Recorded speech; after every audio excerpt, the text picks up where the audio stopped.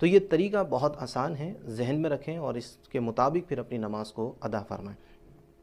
سب سے پہلے نیت کے بارے میں ہم کلام کرتے ہیں کہ چونکہ نیت ضروری ہے تو وہ نیت کرے، اور 2 رکعت نماز عید الفطر یا اگر عید الاضحیٰ، جیسے ابھی ہم نے عید الاضحیٰ کی نماز پڑھنی ہے تو عید الاضحیٰ کی نیت کرے، اور عید کی نماز میں چونکہ 6 زائد تکبیروں کے ساتھ ہم نے نماز پڑھنی ہوتی ہے تو اس کو بھی اپنی نیت میں شامل کریں کہ 6 زائد تکبیروں کے ساتھ میں 2 رکعت نماز ادا کر رہا ہوں، اور واسطے اللہ تعالیٰ کے پیچھے اس امام کے، اگر امام کے پیچھے ادا کر رہے ہیں تو پیچھے اس امام کے اللہ اکبر کہتے ہوئے ہم کانوں تک ہاتھ اٹھائیں گے اور پھر اپنے ناف کے نیچے باندھ لیں گے۔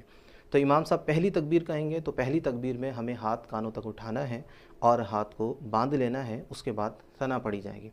ثنا پڑھنے کے بعد پھر امام صاحب دوسری تکبیر کہیں گے تو ہم نے کانوں تک ہاتھ اٹھانا ہے اور ہاتھ کو چھوڑ دینا ہے۔ پھر اسی طرح تیسری تکبیر کہی جائے گی تو کانوں تک ہاتھ اٹھا کر ہاتھ چھوڑ دیں گے۔ جب امام صاحب چوتھی تکبیر کہیں گے تو ہم نے ہاتھ کو باندھ لینا ہے، اس کے بعد امام صاحب قرات کریں گے۔ اس کو یوں یاد رکھیں کہ جہاں تکبیر کے بعد ہم نے کچھ پڑھنا ہے وہاں ہاتھ باندھنے ہیں، اور جہاں نہیں پڑھنا وہاں ہاتھ چھوڑ دینا ہے۔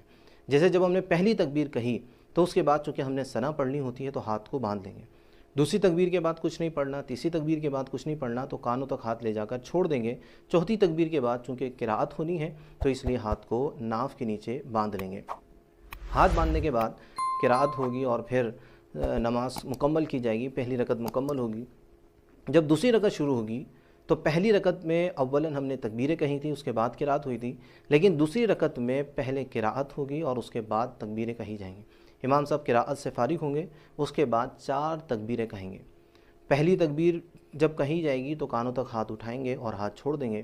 دوسری تکبیر میں بھی یہی کریں گے کہ کانوں تک ہاتھ اٹھا کر چھوڑ دیں گے، اور تیسری تکبیر میں بھی کانوں تک ہاتھ اٹھا کر چھوڑ دیں گے۔